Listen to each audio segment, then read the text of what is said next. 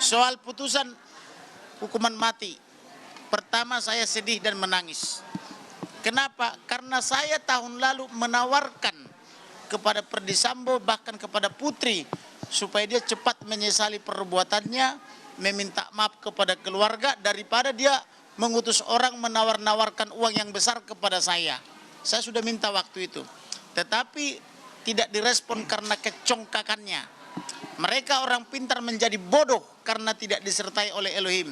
Tetapi Barada Richard Eliezer, pangkat terendah di kepolisian, karena dia merespon apa yang saya minta, dia datang bersujud, menyesali perbuatannya, meminta maaf dan berjanji akan membongkar kasus ini. Maka saya minta kepada keluarga dan saya fasilitasi bertemu makan malam dengan orang tuanya, kekasihnya semuanya.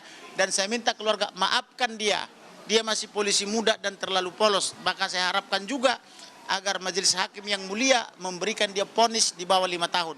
Tetapi berbeda dengan Putri, walaupun dia dituntut 8 tahun, saya minta dia harus divonis seberat-beratnya minimal 20 tahun dan terbukti dia divonis 20 tahun. Demikian juga Ferdy Sambo harus diperberat, saya bilang. Akhirnya divonis juga menjadi hukuman mati. Amin. Dan Hakim. untuk Kuat Ma'ruf dan Ricky Rijal yang memilih berbohong hanya dengan bonus 500 juta, saya minta juga kepada majelis hakim agar diperberat dari tuntutannya hukumannya, agar masyarakat Indonesia sadar bahwa kejujuran, kebenaran itu sangat diperlukan dan berterus terang itu juga sangat diperlukan di pengadilan.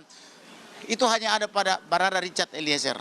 Itulah kira-kira tanggapan kita. Maka kita bersyukur dan berterima kasih kepada Ilahi karena kemenangan ini bukan saja kemenangan daripada keluarga Joshua atau Huta Barat Simalungun, tapi kemenangan masyarakat Indonesia.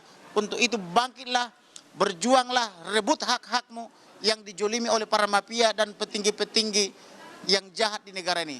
Tuhan berkati. Tentang pemulihan nama baik, kami berharap pemerintah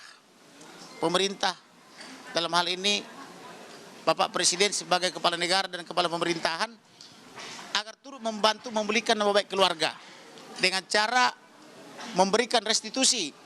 Bisa. Kedua, mengangkat dia menjadi pahlawan kepolisian.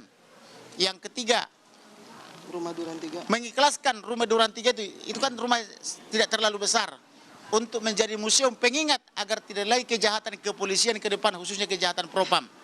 Kemudian lagi di masa yang akan datang. Kami juga berencana apabila tidak diberikan itu akan melakukan gugatan perbuatan melawan hukum melalui pengadilan, khususnya gugatan pra peradilan, supaya harkat dan nama baik daripada Joshua dipulihkan. Selain itu kami juga akan menggugat untuk restitusi, yaitu melakukan gugatan PMH agar keluarga diberi ganti rugi oleh negara layaknya sebagai korban. Begitu kira-kira. Cukup. Tambahan dikit. Siap.